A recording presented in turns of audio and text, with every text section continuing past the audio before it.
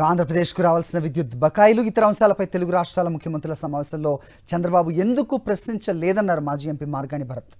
Schedule 9, 10లోని అంశాలను CM Chandrababu కనీసం ప్రస్తావించలేదన్నారు. కేంద్రం మధ్యవర్తిత్వం లేకుండా కమిటీలేస్తే ఏం ప్రయోజనం ఉంటుందన్నారు. గతంలో కేంద్రం షీలాబేడి కమిటీ వేసిందని దాన్ని మర్చిపోయి ప్రక్రియను మొదటి నుంచి ప్రారంభించడం సరికాదన్నారు భరత్. ఇప్పుడు దాకా జరిగింది కేంద్ర ప్రభుత్వం జోక్యం లేకుండా మరి వీళ్ళు కమిటీలు వేస్తూ ఉన్నారు. కేంద్ర ప్రభుత్వం గతంలోనే కమిటీ వేసింది, హై లెవెల్ కమిటీ, షీలాబేడి కమిటీ అని చెప్పి. ఆ కమిటీ వేసిన తర్వాత ఆ కమిటీలో పలుమార్లు రెండు రాష్ట్రాలకి సంబంధించి చీఫ్ సెక్రటరీస్ పలుమార్లు మీటింగ్లు జరిగినాయి. మరి దానికి సంబంధించి దాన్ని అక్కడ గాలికి వదిలేసి మళ్ళీ ఫ్రెష్గా స్టార్ట్ చేసి కాలయాపన చేస్తారా అని నేను అడుగుతా ఉన్నా. తెలుగు రాష్ట్రాల ప్రయోజనాల గురించి కూర్చున్నారా, లేకపోతే వ్యక్తిగత ప్రయోజనాల గురించి వీరు కూర్చున్నారా అనే అంశము తెలియాల్సిన అవసరం ఉంది.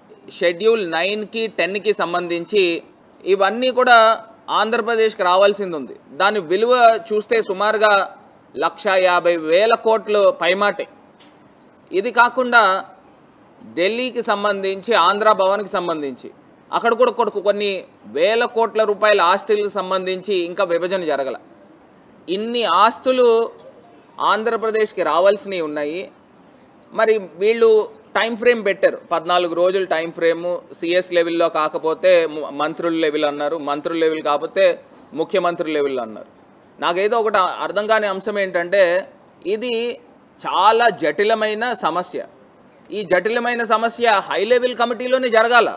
ఏదో ఇద్దరు ముఖ్యమంత్రులు కూర్చున్నారు ఇది పరిష్కరించుకుందామంటే జరగదు. ఎందుచేతనంటే కేంద్ర పెద్దలు కూడా దీనిపైన కూర్చుని, ఎందుకంటే విభజన చేసిందే కేంద్ర ప్రభుత్వం. మరి ఆల్రెడీ ఒక కమిటీ ఉన్నప్పుడు మళ్ళీ కొత్త కమిటీ వేయడం ఏంటనేది ఆశ్చర్యం అనిపిస్తూ ఉంది. అంటే ఇది కాలయాపన చేయడానికా? రాజ్యాంగం మీద ఒట్లు ఇవన్నీ చెప్తా ఉన్నాడు. నువ్వు రాజ్యాంగం మీద ఒట్లేసి మొత్తం అక్కడ ఉన్న ఇసుక గుట్టలన్నీ ఎన్ని కోట్లకు అమ్ముకున్నావు బాబు? ఇప్పుడు మీరు ఏవైతే హామీలు ఇచ్చారో ఇవన్నీ కూడా నిలబెట్టుకోండి.